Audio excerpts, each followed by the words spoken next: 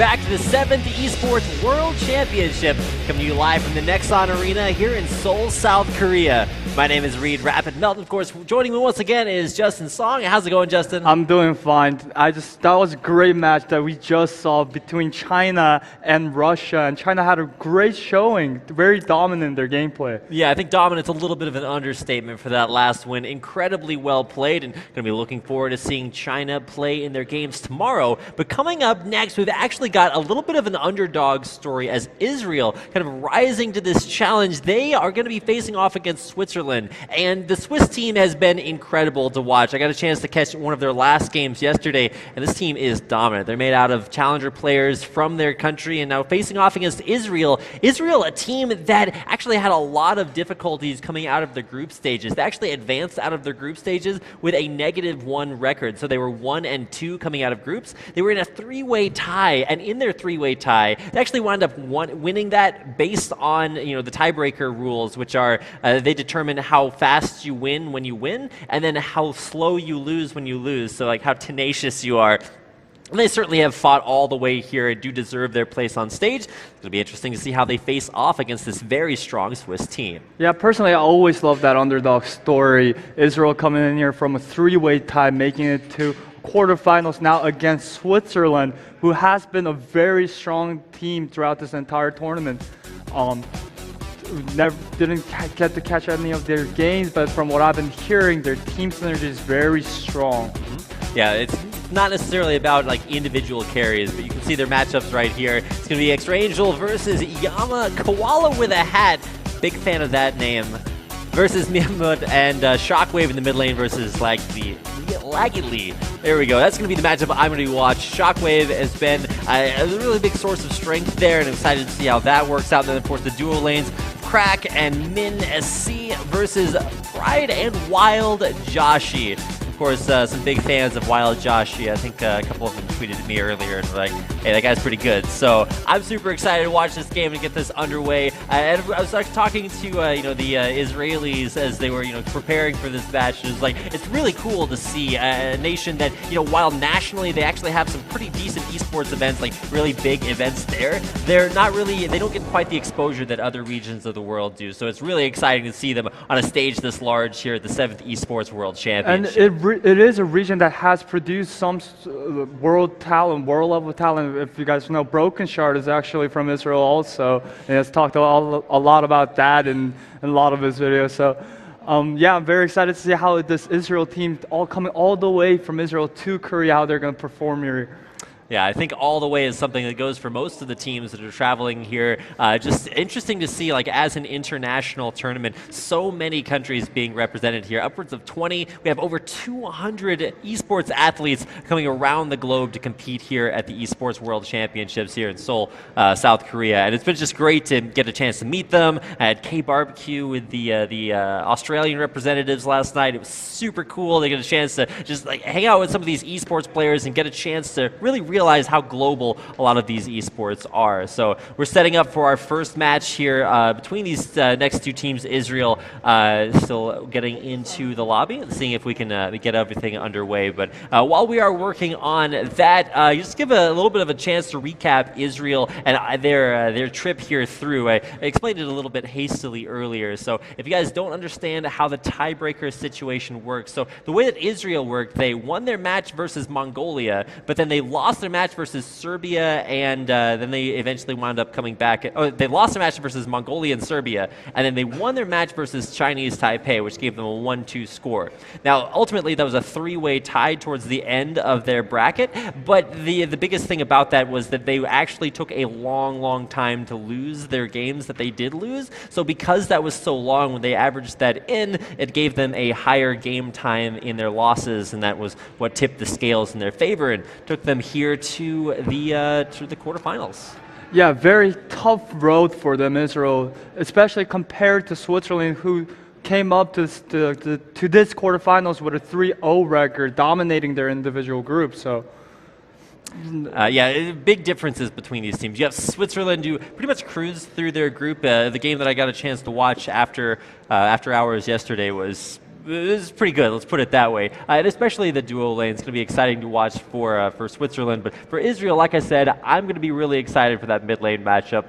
Of course, we'll have to see how things transpire. I know a couple of big differences for the Chinese games today as opposed to yesterday. Their coordination just pretty much exponentially increasing over the course of just a night, having to sit down, get a chance to plan everything out. That really changed for them. So it's going to be exciting to see what changes for Israel as they face off here today, just knowing that they had a lot of mental struggles yesterday. Some technical difficulties in their first game really sort of set them on, not quite on tilt, but it was not a very strong emotional start for them. I was actually talking to one of their managers, and he was like, he's trying to hype them up, but it's just such a struggle to start those games off with a loss, and then able to come back and, lose their next game. And so you're like, well, now we're down 2-0. Can we get out of the group? Well, it turns out, yes, we can there in the very end, so it's actually pretty exciting to see their trip all the way here to the quarterfinals. Yeah, to talk about Israel a little bit more, I saw their games. Some of the team composition were a little bit all over the place. I feel like they did work on that coming into this game, so I feel like they have improved on that aspect. And again, always want to talk about in these best of 3 series, it's about how you adapt between individual games, right? So as you have mentioned, if their manager's trying to hype them up, trying to get this thing going on, it's going to be on the players now to think about their core strengths and weaknesses and utilize that and make adaptations based on that. So right, we actually saw a lot of that in our first game, our first series of the day, as China were really strong at banning away Blorin's champion pool, and then Russia not quite as strong at denying that Gangplank pick that just ran over Russia in game number 2. So some really strong adaptation there by China. We'll see if there's adaptation here as soon as we get everybody into the game. Looks like most of the players are in the lobby ready to go, still waiting on a couple more to go ahead and hop into order. Sometimes the most difficult part of the game is getting into the lobby initially, so we'll see if we can get everyone in there. Yeah, I just heard that we haven't done the coin toss. There has been a problem with the coin toss. So coin toss here decides whether you're going to get the blue side or the red side first. So once we get that sorted out and everyone joins the game, then we can move on from that point on. So. All right, yeah, problems with coin tosses. It's like you flip it and it lands right on its edge, and you're like, well, who really predicts that, right? I don't know how that works out, but either way, it's still going to get that coin toss. And actually, in the case of a game number 3, we'll actually do another coin toss for the 3rd game to determine map size. So it's a little bit interesting. Nice to get as much coin flipping as possible. And we'll have a lot of coin flips in some of the other esports that we have coming up a little bit later on today. So nice to see a little bit of RNG there determining which side you start out on. Maybe that's starts you out on a favorable side, you get a win, and that starts your momentum going. But we'll see how well that works out here as we do get that worked out, then get all the players into the lobby. I just love this player Koala would have had. Maybe it's because of the name or maybe how he plays, but he has been very impressive in terms of with me, just in generally, personally speaking. But man, yeah. I love that name. Yeah, Wild Josh is really going to be the one that I want to look out for. So Koala with a hat, sure, he's got some points for his name, but we'll see how well that bottom lane does. And of course, you can't deny mid lane. That's really what I'm excited for. Shockwave there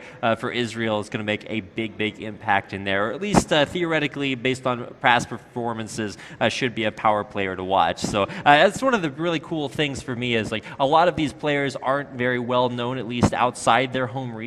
So coming here to a big stage like IESF gives them a lot of exposure, and it's not only exposure to fans or people watching like you guys, but also to casters like myself. It's really interesting to see different styles emerge. We've had very unique picks. Like yesterday, we had like a Quinn Anivia bottom lane. There's a whole lot of flapping. Sometimes it kind of took a nosedive, but you know what? It's a composition I wouldn't have expected to see, and it's really interesting to see how those work out. However, for Israel specifically, like they bring a very diverse style. So I was talking to them, and apparently most of the players play on EU West. I was actually expecting to see them play on the Turkish servers because they're closer geographically, but they actually get about like 70, 80 ping to EU West from Israel, which was kind of blew my mind. But apparently there's like super high-powered internet cables that run like directly to Europe, and that's how they get really decent ping, despite being from a region that doesn't have its own server. And that's great for this team because the US is generally where all the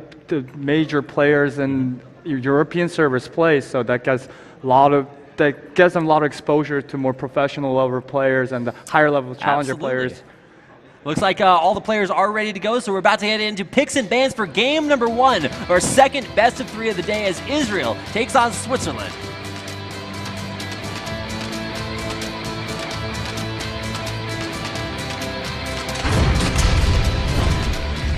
And here we are, champion picks and bans. You can see Switzerland there on the blue side, the left-hand side of your screen, facing off against Israel in the red on the right. Picks and bans about to start here, and you can see there Mina C on your screen, support player for Israel. Still thinking about those picks and bans. About 5 seconds to decide on what they want to take out of the running. There are a lot of first bans that can happen. I want to see if they want to try to ban specific champions and try to limit someone's champion pool, or just outright ban OP champions. But Lulu ban coming out. Jax also had a great showing in these tournament in general. Very strong champion in terms of split pushing once he gets ahead. And with that Guinness Rage Blade, and we saw Blade coming out as itemization. So, but now it's been banned. We're looking to see what they banned second in the blue team right now. All right, you can see Crack there communicating about what his team wants to take out of the running there.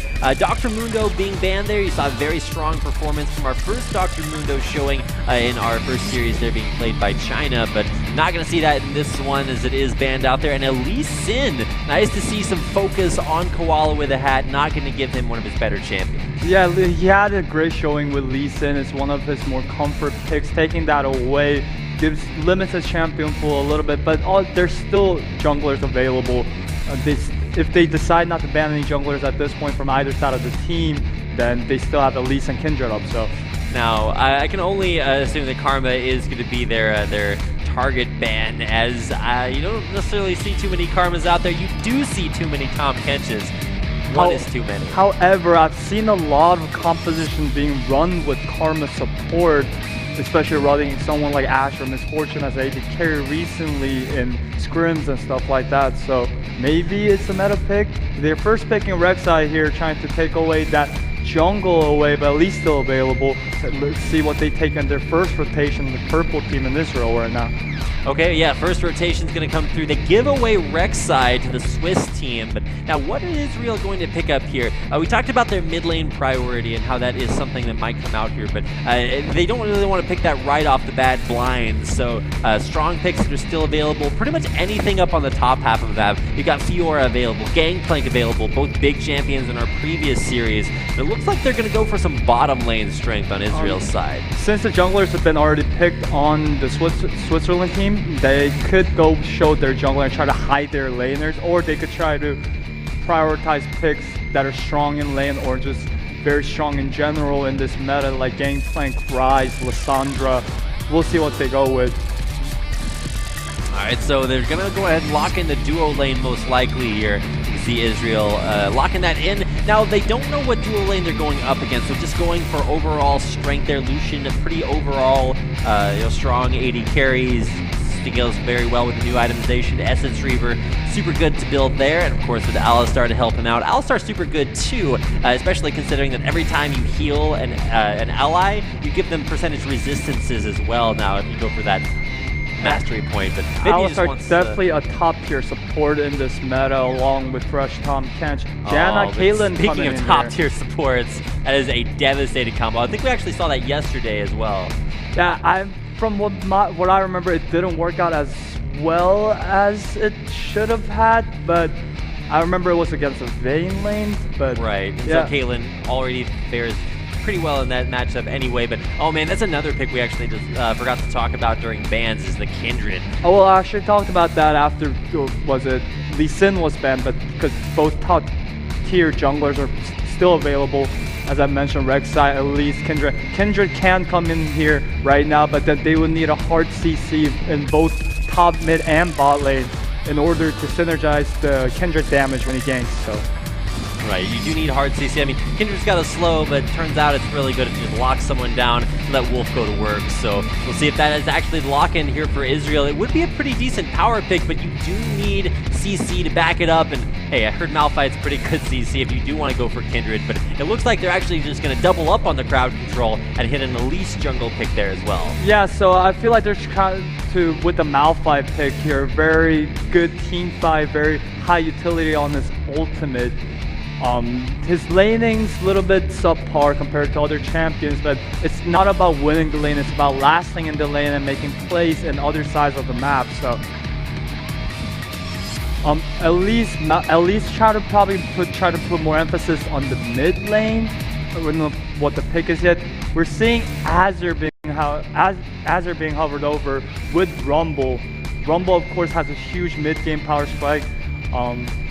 Both Azure and Anivia create zones, so this is also a very zone-oriented composition. Create zones for Caitlyn so he can deal free damage while Janna protects that Caitlyn. Wow, okay, well that's going to be a real big change from the champions they were hovering over. Still like a kind of control mage for the mid lane, a lot of wave clear on both Azir and this Anivia that's getting locked in for Switzerland. Yeah. But the Anivia more of a comfort pick there than Azir, I feel. So it would be interesting to see how that synergizes with the lineup as Anar is also brought into play there for Yama up in the top lane. And this brings it down to the last pick for Israel, where they lock in their final one. Victor, strong lane clear, good team fight, scales very well with the late game, very easy pick to take in these sort of situations.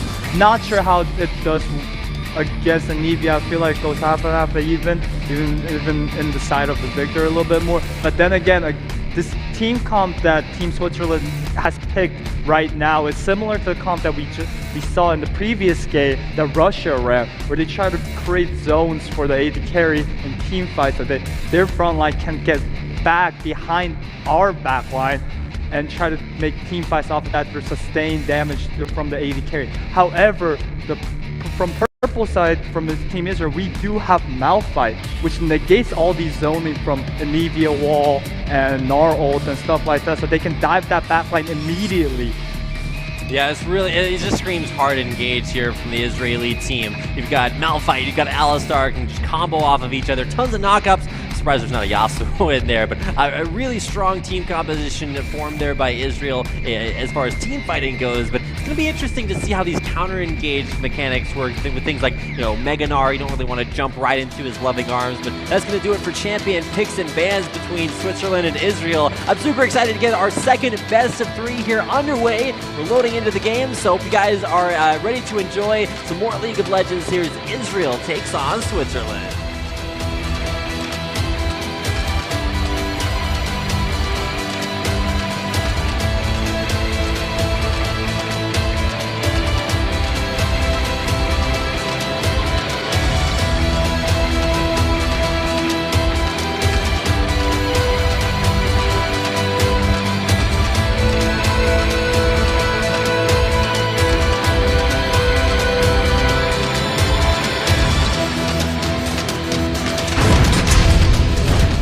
Hello, ladies and gentlemen. Want to welcome you back to Game 1 between Israel and Switzerland here at the 7th Esports World Championship League of Legends quarterfinals.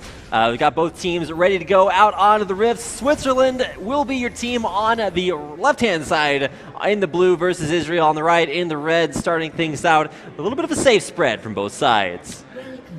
In terms of team composition, I'm very excited how this match is going to play out. Both teams have their own vendetta and they're very individualized and they have characters in their team composition. They know what they want to do. They have weakness and strength individually. And I feel like Israel countered that very well, the zoning Caitlyn free damage composition very well with that Malphite and Alistar. So I'm excited how this is going to turn out. Big fan of the blue chroma pack on Lucian there. It looks super epic because he's walking around for no reason at all.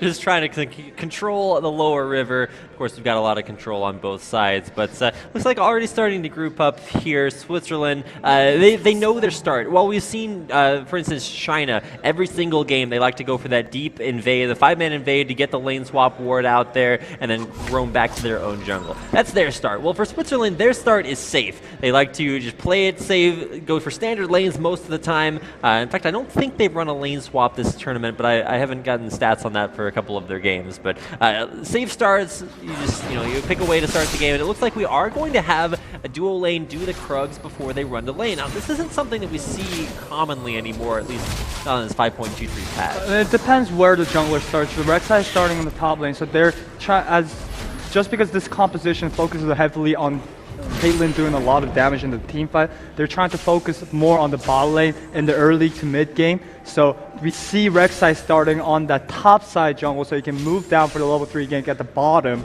And bot lane starts out with an experience advantage, so he's going to hit that level 2 spike faster, can poke out harder. Janna, Caitlyn, very hard lane to deal with in general.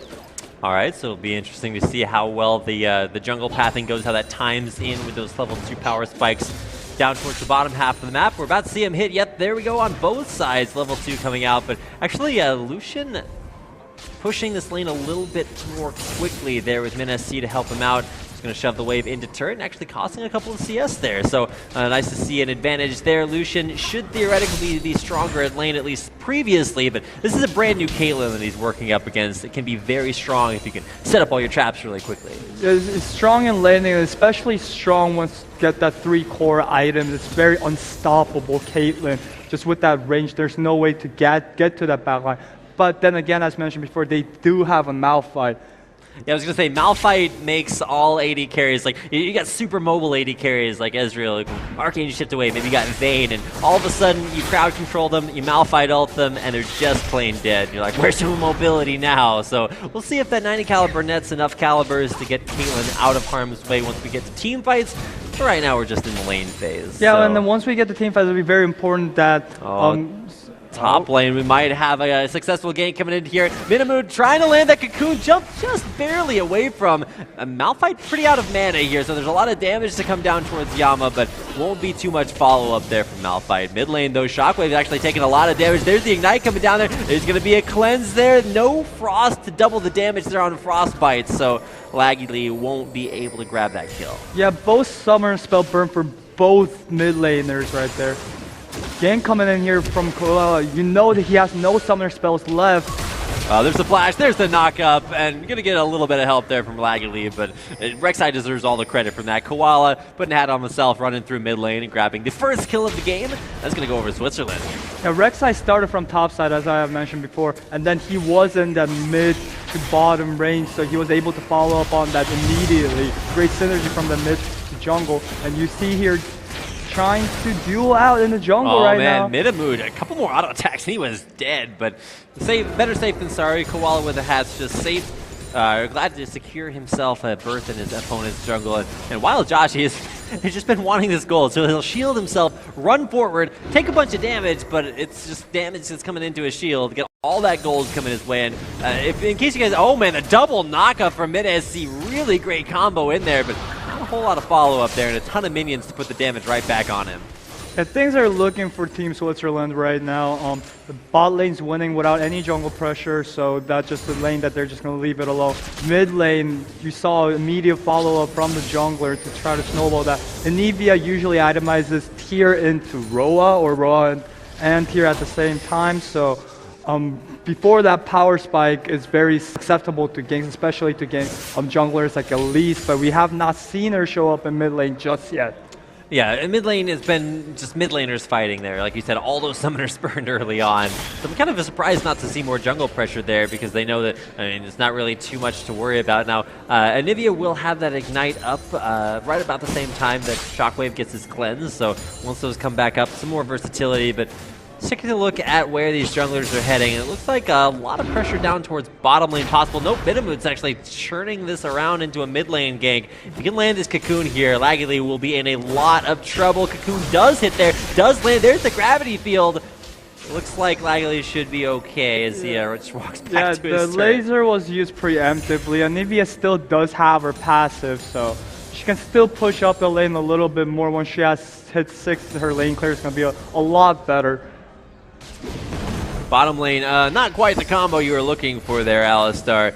Goes forward, uses his skills, and backs back away. Yeah, so I'm not really sure if Elise going topside for the gank for Gnar was a really good choice. I mean, even if she lands the cocoon, I don't think there's enough damage output coming from Malphite against Gnar to actually pull off that kill. Maybe they could have burned Flash. They didn't either, so. But then Rek'Sai did manage to get a kill, so that's why they're ahead right now at this point.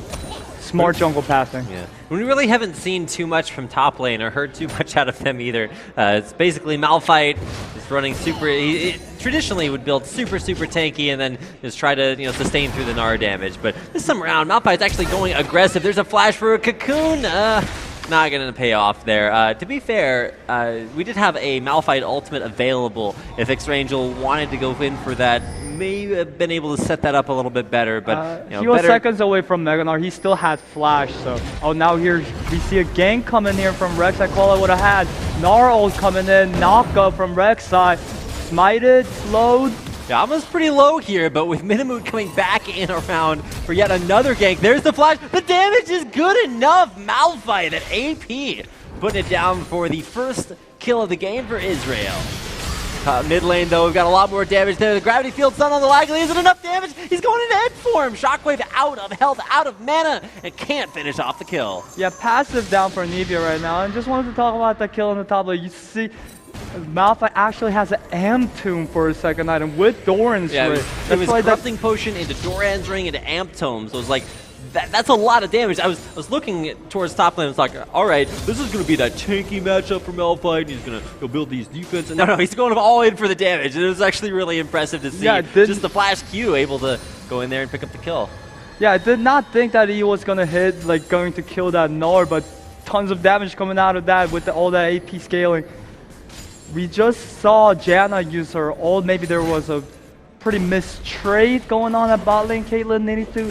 She has both summoner spells down, so. That's kind of like when you, if you're leveling and you're super low level, and your support brings heal, you drop down to below half HP in lane, your support's like, all right, I got this. Summoner heal. And it's like, wow, that summoner heal for lane sustain. That's pretty much what that Janna ult was. Like, hey, my AD carry is pretty low. Let's just go ahead, drop the Monsoon, heal him up, and make sure that everything is good to go there at the bottom lane. So no summoners for Caitlyn right now. Heal used for Lucian and Alistar with no summoners, and Janna with no ignite in the bot lane. So Caitlyn a little bit more susceptible to Headbutt Pulverize at this moment right now, but should be fine with her E.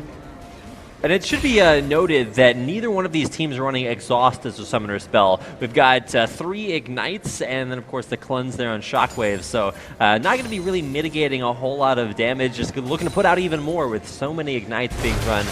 Usually you see heavy Ignite team comps against teams that rely heavily on healing. So against something, well, previously like a Soraka, now Grievous Wounds don't work that way. But it's going to be a little bit more pressure here towards the mid lane. There's a Chilling Smite to try to get Lagley in range in time. This is a really good gravity field. It's going to get Shockwave back to his turret safely. Yeah, it's been a trend starting from pre-Worlds to run, actually a little bit longer than that, to run Ignite on support more than Exhaust, especially in competitive play. As of now, it feels like if they're not going to all in and get one-shot Caitlyn in team fight, there's no point in exhausting her. Minimu might be in a little bit of trouble. I don't know about that tunnel, but going right in on, gets the knock up the flash there away. Shockwave will get stunned by Anivia as he walks back into his jungle, but time for round 2. Koala with that, looking for another tunnel. There's the flash, there's the wall, the damage onto Shockwave. He's gonna get knocked up there, but not actually taking damage. There's Lagley gonna come in with a kill. Headbutt there right into the Spider's waiting grass. Let's see if Minimu can get out of here. He's taking a lot of damage there from that Frost. Couple more auto attacks. It's gonna be the Pilt over Pacemaker, stopping his heart. Great play from both sides right now. I think they could have gotten for that kill earlier, but they decided to wait a little bit for Janna to walk up and for Caitlyn to walk up, and they were able to turn that fight around very effectively. Great wall usage by Anivia. I feel like he has a lot of understanding on this champion. So it's right. that mid lane matchup that you were looking for. Yeah, 2 for 1 in Switzerland's favor.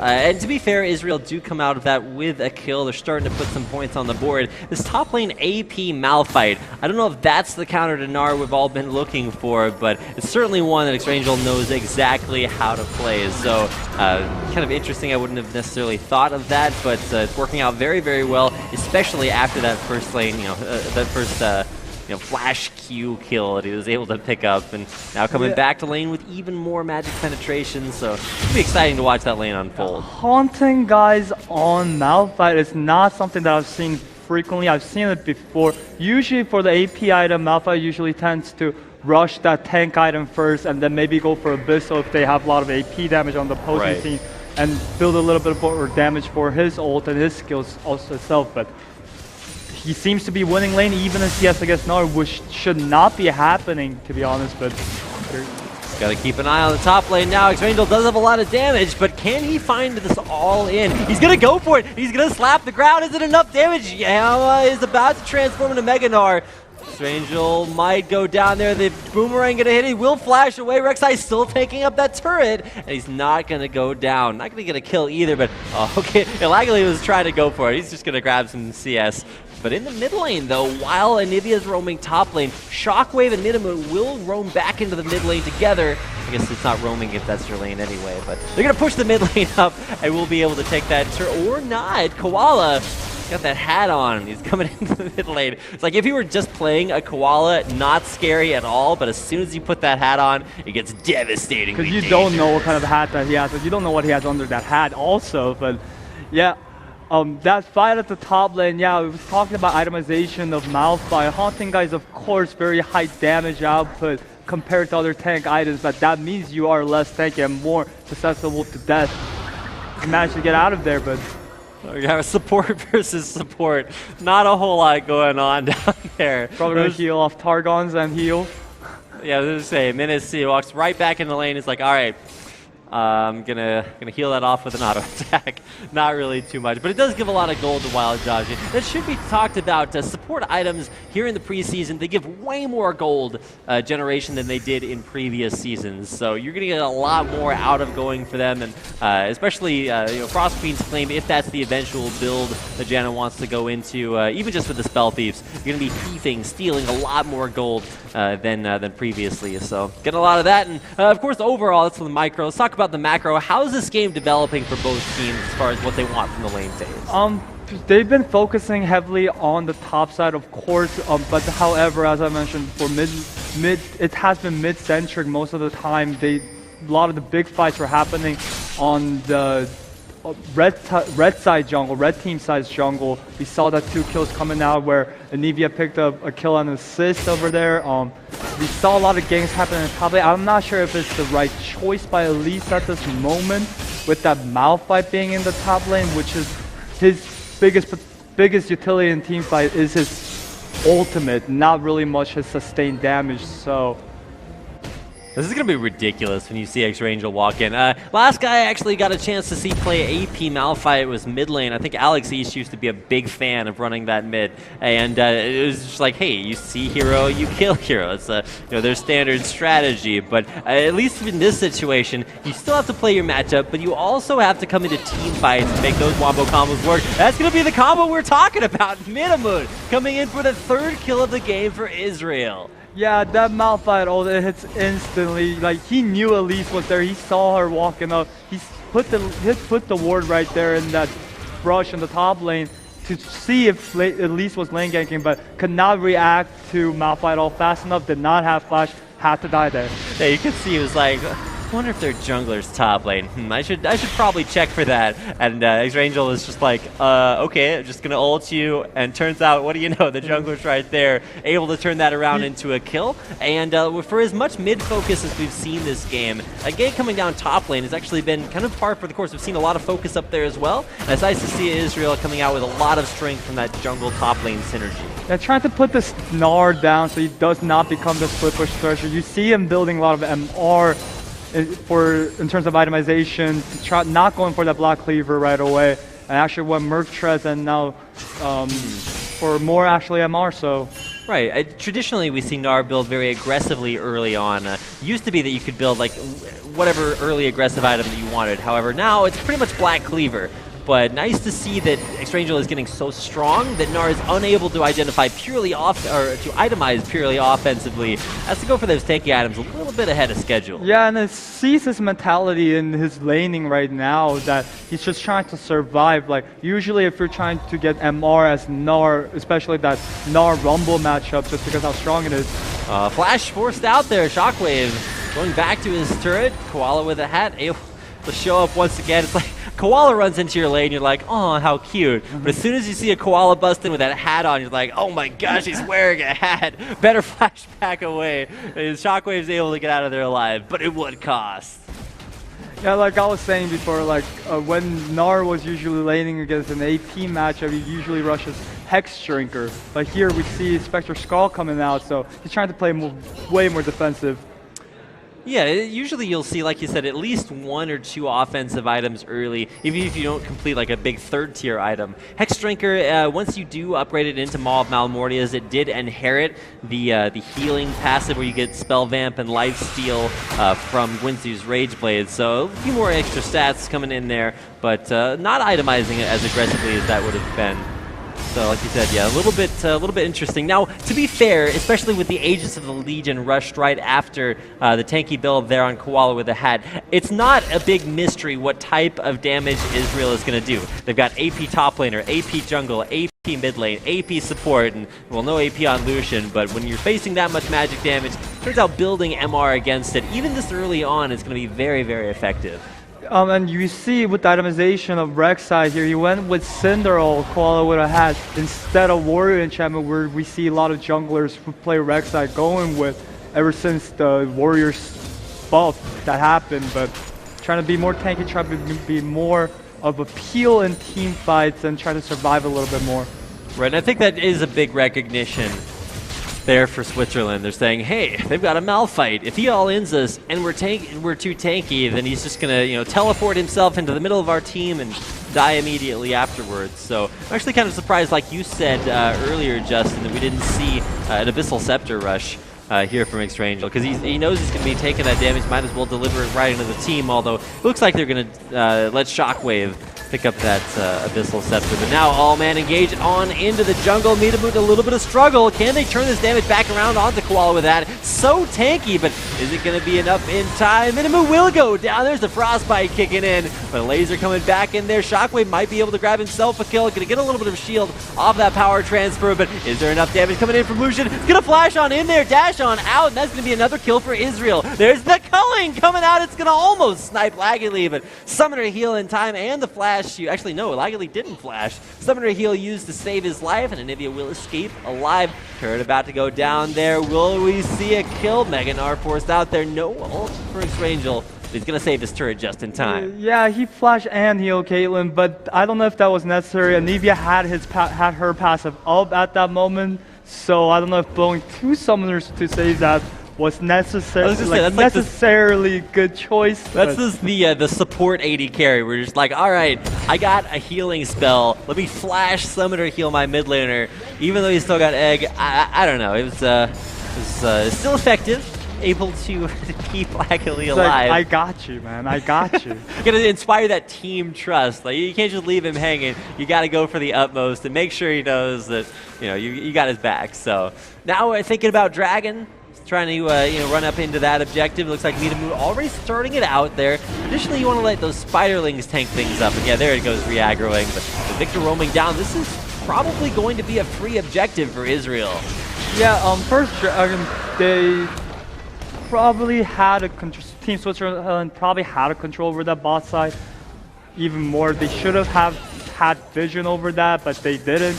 Since the top, and then now they're going to lose bot turret right away. So very good objectives taken from Team Israel. Right? Yeah, Israel with some great rotations. They were able to say, okay, well, we fought this big fight in our jungle. Now let's come back and let's make a plan. All right, we're going to walk mid, take that turret. Walk bottom, or rotate bottom, take that one as well. And oh man, top lane. Now we can see if Xrangel can still fight this matchup. We've seen another aggressive item built there by Gnar, so he's feeling a little bit less pressure, comfortable with playing that more aggressively. Yeah, so Xrangel X-Rangel or is it XR Angel? XR Angel did finish his Leandries.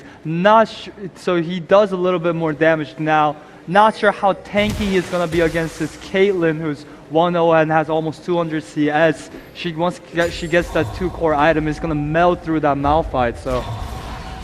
I mean, Malphite just in general will melt pretty quickly just based on very few tank items. Now, one of the first tank items coming out there in that Giant's Belt, and actually not going to... Okay, so that's the first item, Leandry's Torment on Malphite. I don't see that one too often. Why is that a Leandry's on Malphite? No, I was just talking about that. I'm not completely sure. Like, ever since that Haunting guys that came up, I decided, oh, he maybe knows this matchup better than I do, so maybe that's what's gonna happen. Probably do a little bit more damage in team fight with ult if he hits it very well, but not sure what he's thinking here. I was like, wait a second, what is that item doing there? I mean, to be fair, it does make his Q much stronger as a poke skill because it's going to slow you, it's going to deal that double burn damage from Leandry's. So, I mean, it's a great Q spell, but oh man, what's Min doing? He's a little bit caught up there, forced the ultimate. That is a really good wall to zone out there, Laggily, really punishing Min for being a little bit out of position. Yeah, it's huge that they just blew Alistar ultimate, so now they can dive them without being fearful of undying Alistar. And Malphite, as mentioned before, is not very tanky at the moment. The only tank item having Giant's Belt looking like a same situation right now, and he might actually go down this time. Yeah, big engage though on his backline. Caitlyn dying immediately. Great Malphite ultimate, but with the jungler, with the support dead, it's a double kill for Laggily. And now X-Rangel not in a great spot. Yama able to lock him down there towards the end. Great cleanse by Shockwave. He's able to get away from that Anivia stun, and man, just beautiful catch there onto Alistar, following up on having blowing his ultimate earlier, able to convert that into a kill. Yeah, and they're gonna take tier 2 turret off of this too. Great usage of walls again and again. This entire game, this understanding of Anivia is very strong, I feel like. Pretty incredible to see Anivia just pack that much power into the mid lane performance. Talked about the early weaknesses, still needing that tier Rod of Ages to stack things up to get that power going. Now that we're 23 minutes into the game, you're starting to see where that power is coming from. Just pretty much endless mana there. Whoa, okay, that was a little bit of an interesting interaction between Tornado and Wall. It's basically just like the MC Hammer build. You got to stop before you hammer time. Yeah, you can't touch that through the wall, through the tornado. It's like it's a lot of weather patterns in your way. Weather patterns, okay. Not unlike the weather outside right now, Justin. I feel like the Anivia pick is, they know that it's snowing here in Seoul, so they're just like, hey, let's pick some thematic champions. Gotta get your Freljord going on there. Then I wanted to see a full Freljord comp, but I guess only the thing we're gonna see is Anivia. But you see that full Freljord comp when you walk outside and you realize there's actually snow everywhere. So if I was like, super alpha nerd, I'd go out there and do some cosplay, drop some lore on some people. Unfortunately, I'm just gonna stay in here and cast some League of Legends. There we go, Koala starting to get locked down. Turns out he's ridiculously tanky. Yeah, so we just saw the 4 people moving up to the top lane. Rek'Sai ulted, trying to maybe cover that lane, trying to save this tower, but realize there's too many people out there. But then Team Janna's here, now Nar's here, so they're going to be able to defend this turret. Alright, so Banshee's Veil, the purchase there for Gnar, able to block the effectiveness that Malphite has, able to throw. He's thrown his Q out for that harass, turns out, that's not gonna cut it. I mean, it's going to cut it there as X-Rangel runs back away, but it's interesting to see the way that this early game transitioned into where we are now. Malphite pretty strong early, able to get a lot of poke, a lot of damage off those all-ins, but now he's actually transitioned into a tankier build with things like Mercury Treads and a Giant's Belt. It's kind of confusing what kind of identity we're expecting to see here from Malphite. Yeah, Gnar and already built Banshee's Veil and managed to finish that. Big three-man knockup, trying to come back in. X-Rangel not with a great Malphite ultimate, although it will lead to the destruction of 2 members of the Swiss team. Look at that gravity field, absolutely massive from Shockwave. But the rest of the Israeli team disengaging for now. Yeah, since Caitlyn didn't die there, she can still put tons of damage into the backline. And Nevia's still alive. Oh no, X-Rangel getting stopped from his recall. A couple more auto attacks to take him down, and just trying to stop these recalls coming out from the Israeli team. They need to get back to base. They need to come back and defend the second tier turret, but if they just might not be able to in time. Milimu going in, another big knock-up combo. Anivia knocked into her egg form. Min very low, and it's Yama to take him down. Shockwave cracked very, very low, but they're not going to go down. Teleport in from X-Rangel. He's going to come in, but he might just go right back out of there. Back to the other side of his turret. Yama jumping in onto him. Yama with a killing spree. Taking down the Malphite off the supply and die. Yeah, it was a great headball pulverized by Alistar in the first team fight to get those 2 kills, but Switzerland still comes out ahead because Caitlyn is still there dealing damage from that backline with Anivia and Nar still living. So all the damage output is still there. So even if they won that team fight, they had to back off that turret. They had to give it up and ended up. Oh no. Do not face check that. Crack is such a trouble. And that's just going to be 2 insta-kills. A double kill, actually. Really impressive to see Pride take that one down. And I can't even say any more about that. Just bait the bush and very effectively used there by Switzerland. Yeah, it seems like Israel's tilting a little bit after that team fight. They thought they won it, but the damage coming out from ranged champions still too much for them to handle. Alistar tried to turn it around, but great Gnarl, especially as I talked about before, the zoning potential of that Gnarl allowed both Anivia to stay longer in her passive and not die, and Caitlyn to just deal damage, just auto that back line to obliterate them. Tongue twisted right here. I was going to say, it's complicated words. How do you speak? What are words? Big questions. English hard too. Much, very. All right, well, Dragon will be taken down as well as Baron, so a really big snowball starting to roll here for Switzerland. Pretty even up until that turret dive situation we saw up top, but even after the engage that led to a 2-for-0 exchange, Israel just got 2 chunked off of that and then just teleported in and died and then gave up both objectives, so a little bit of a rough spot right now. Definitely some time to come back from this if they can just stall out for a while, but you were talking about the inevitability of this new Caitlyn that's so strong right now. There's 3 core items completed and just very difficult to deal with. That is the biggest power spike that Caitlyn has. Caitlyn is probably just strongest champion in this game right now. But what that means is that she's the main damage dealer and maybe the only damage dealer other than Nivea. And both of these champions with a good Malphite ult and good engage from Alistar with a headball pulverize. Once the flash is back up, he can flash Q. If these 2 champions die instantly, they can still turn it around. Israel still has a chance with 1 good team fight. Right, that's always true with Malphite. The wombo combos that Malphite sets up, pretty much second to none. I mean, we used to see combos between, like, Curse of the Sad Bullet time with Misfortune and Amumu, just going for those big wombo combos. Well, Malphite kind of does the same thing. Yep. You just ram it straight into the 80 carry and just like, hey, turns out you're gonna have a bad day today.